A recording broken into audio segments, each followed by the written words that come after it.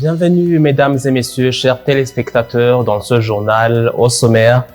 La sanction de limitation des opérations de souscription et renouvellement des contrats d'assurance à la société UCAR ne constitue pas une sanction de fermeture.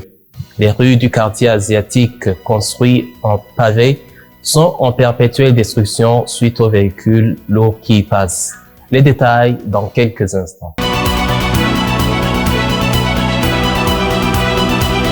La limitation des opérations de souscription et renouvellement des contrats d'assurance à la société UCAR ne constitue pas une sanction de fermeture. Cela a été dit par Gahungu Renova, président de l'association des assureurs au Burundi. La mesure prise par l'Agence de régulation et de contrôle des assureurs ARCA n'est pas une mesure de fermeture, mais de limitation des activités en rapport avec le renouvellement des assurances non-vie. Cela a été dit par le président de l'association des assureurs du Burundi, Gahungu Renova. Effectivement, nous avions besoin d'éclairer l'opinion par rapport à la note qui a été sortie par le régulateur, qui est l'ARCA, par rapport à la compagnie d'assurance UCAR Assurance Générale, UCAR Non-Vie. En principe, dans le cadre de ces missions, l'organe de supervision et de régulation des assurances peut prendre des mesures administratives à l'encontre d'une société d'assurance ou d'un intermédiaire d'assurance lorsqu'il estime que les intérêts des assurés, des bénéficiaires des contrats et des autres créanciers sont compromis. La commission de supervision des assurances a limité les opérations de UCAR Assurance Générale, soit la sanction listée en troisième position par l'article 528. C'est la limitation de ces activités. Pour éclairer l'opinion, il importe de cerner la portée de cette décision à caractère conservatoire. Elle n'implique en aucun cas ni la limitation totale des activités, encore moins la fermeture de l'UCAR Assurance Générale. Il a fait savoir que les activités continuent dans la société des assurances UCAR. Les dossiers qui sont en cours d'indemnisation, la société, comme l'article est là, que j'ai cité, l'a précisé, la gestion des sinistres, l'organisation de la société continue, sauf la perception des primes et l'émission des certificats d'assurance. C'est ça la mesure qui a été prise. Cela est ainsi dans la mesure où l'ARCA a fait savoir que la souscription et le renouvellement des contrats d'assurance de toute nature sont interdits jusqu'à nouvel ordre. Il y a eu remise et reprise entre le ministre sortant et le nouveau ministre de la Jeunesse, Sport et Culture ce mercredi 4 octobre 2023. Les détails avec Jules Verne Nakiman. Le ministre sortant et son successeur au ministère de la Jeunesse, des Sports, de la Culture et de l'intégration du Burundi à la communauté est-africaine ont procédé aux cérémonies de remise et reprise ce mercredi 4 octobre. Ezekiel Nibigira, ministre sortant, invite ses anciens collaborateurs de soutenir le nouveau ministre comme il le faisait lorsqu'il dirigeait son ministère.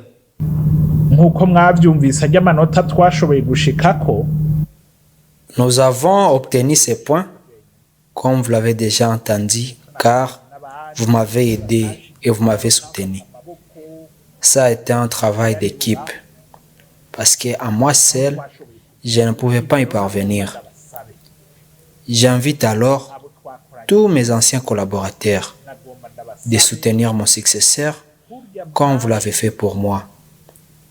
J'insiste, comme vous m'avez soutenu sans cesse et je l'ai constaté. Donc, comme vous l'avez fait pour moi, il faut aussi le faire aussi pour mon successeur.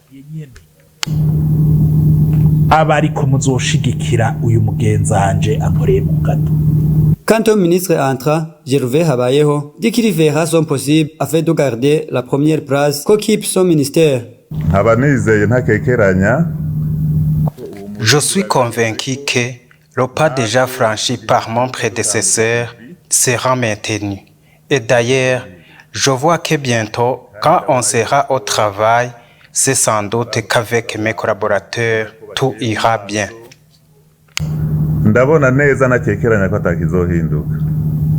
Signalons que le ministre Gervais Habayeho a prêté serment mardi le 3 octobre 2023. Les rues du quartier asiatique construits en pavé sont en perpétuelle destruction suite aux véhicules lourds qui y passent. Reportage signé Benoît Sindaïgouane.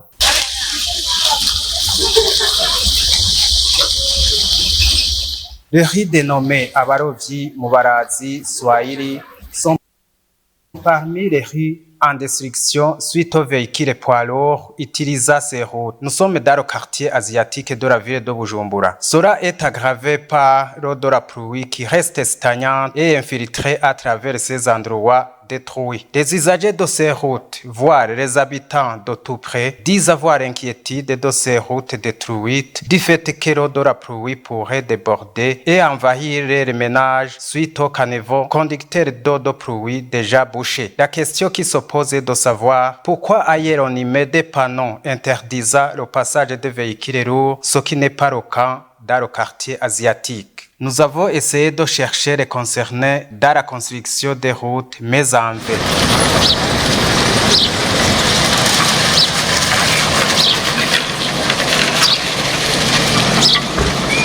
À l'international à présent, une fusillade a éclaté dans un important centre commercial de Bangkok, faisant 2 morts au Thaïlande. Les détails avec Patrice Kim.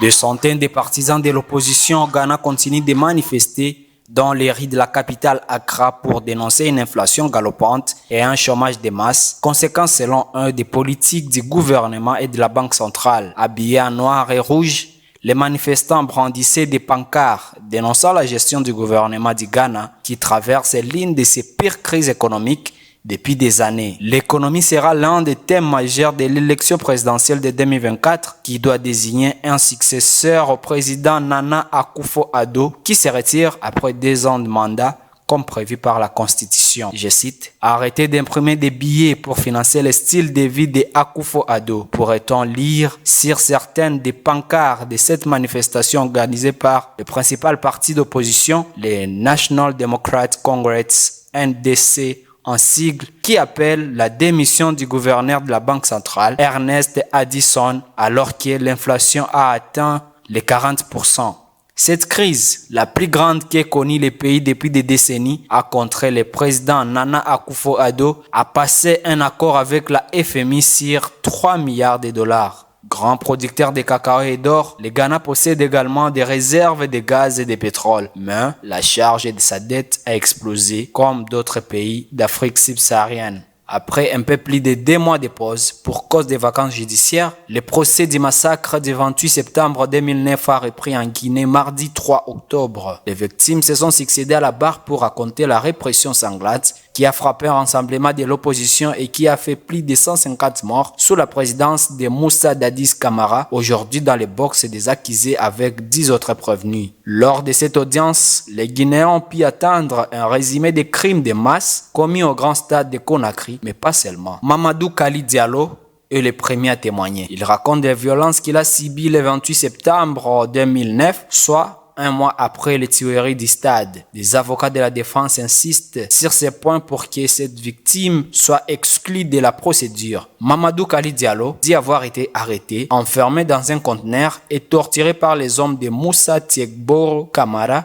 à l'époque ministre chargé de la lutte contre la drogue. Je cite, « Nous sommes tous des Guinéens, mais ce qui m'a découragé et déçu, c'est lorsque j'ai vu déchirer les habits des femmes pour les violer. Parce qu'en terrasse, j'ai vu ça. » Le dernier témoin de la journée est un garde du corps de Selou Dalen Diallo. Il parle en poulard et est traduit par un interprète. Je cite, « Je ne pouvais pas imaginer que c'est les Guinéens, des soldats guinéens, qui pouvaient faire cela aux femmes, » dit-elle, avant que l'émotion les submerge et sanglote. Plus qu'une centaine de femmes qui ont été violées au grand stade de Conakry et les jours suivants, les massacres. Une fusillade a éclaté dans un important centre commercial de Bangkok, faisant 2 morts selon le bilan provisoire du Premier ministre Setra Thavisin qui a annoncé l'arrestation de l'assaillant. Je cite, « L'assaillant a été arrêté. En effet, il s'est rendu. La police évacue les lieux. La situation est revenue au calme », a déclaré Setra Thavisin à la télévision. Le suspect arrêté était un adolescent de 14 ans, a indiqué le bureau d'enquête de la police thaïlandaise. Des centaines de personnes ont quitté les bâtiments situés dans le centre de la capitale thaïlandaise. Les vidéos sur des réseaux sociaux montrent des scènes de panique. Siam Paragon est l'un des principaux centres de commerce de Bangkok, prisé autant des habitants que des tourismes du monde entier. Des attaques à main armée continuent de faire des victimes chaque semaine ou presque dans les royaumes. Le pays comptait en 2017 environ 10 millions d'armes à feu, dont près de la moitié, soit 4 millions, ne sont pas enregistrées auprès des autorités selon les Small Arms Survey, un programme de recherche suisse. En 2020, une tuerie dans un centre commercial de Nakhon Ratchasima a fait 29 morts. Page sport à présent, Jules Verne Ingabire nous fait le point. L'équipe nationale burundaise féminine Inamba Murugamba 2020 vient de prendre le vol en destination de l'Afrique du Sud pour jouer les deux matchs éliminatoires de la Coupe du monde féminine de moins de 20 ans. Inamba Murugamba affrontera l'Afrique du Sud en date du 8 et 11 octobre 2023 à Johannesburg. FC Barcelone a déjà officialisé la blessure de Robert Lewandowski après le match contre Porto en Ligue des Champions. Robert Lewandowski s'est foulé la cheville lors de la victoire ce mercredi contre Porto, mettant en doute sa participation en premier El Clasico de la saison. Les problèmes de blessure de Barcelone se poursuivent alors qu'il rejouait Rafinha, Frenkie de Jong et Pedri actuellement s'il la touche à réseau des blessures. Après ce match, Jules Koundé, l'international français et numéro 2 du FC Barcelone, a déclaré que Porto avait montré une très bonne performance dans son match. Ça a été un match très difficile. On s'attendait à ce que ça soit difficile. C'est une équipe qui joue très bien au ballon, qui a des joueurs très rapides, qui a un très très bon jeu de transition, et c'est ce qu'ils ont fait. Nous, de notre côté, je pense que voilà, on n'a pas réussi à mettre ce qu'on voulait en place, c'est-à-dire jouer dans leur camp, avoir le ballon, des phases de position. Ils sont venus bien nous chercher, ça nous a mis en difficulté. On a réussi à marquer ce but quand même, qui nous fait du bien, et puis derrière, voilà, on a su être solide pour préserver ce. On savait que c'était un match très important. Porto, c'est une très bonne équipe, voilà, c'est un très bon résultat que de gagner à l'extérieur. On a montré que voilà, on n'a pas tout bien fait, c'est sûr, mais on a su être solidaire dans les efforts, et au final on s'en va avec une victoire, et tout en sachant qu'on doit progresser dans le jeu. Et aujourd'hui, les matchs continuent en Europa League. L'Olympique de Marseille contre Brighton, Real Betis contre Sparta Prague, Alice Limassol contre Lanjas et bien d'autres. C'est ainsi que prend fin cette édition, mais pour ceux qui nous ont pris en cours de diffusion, je vous rappelle les grands titres. La sanction de limitation des opérations de souscription et renouvellement des contrats d'assurance à la société UCAR ne constitue pas une sanction de fermeture. Les rues du quartier asiatique construites en pavé sont en perpétuelle destruction suite aux véhicules lourds qui y passent. Merci de nous avoir suivis et bonne suite des programmes.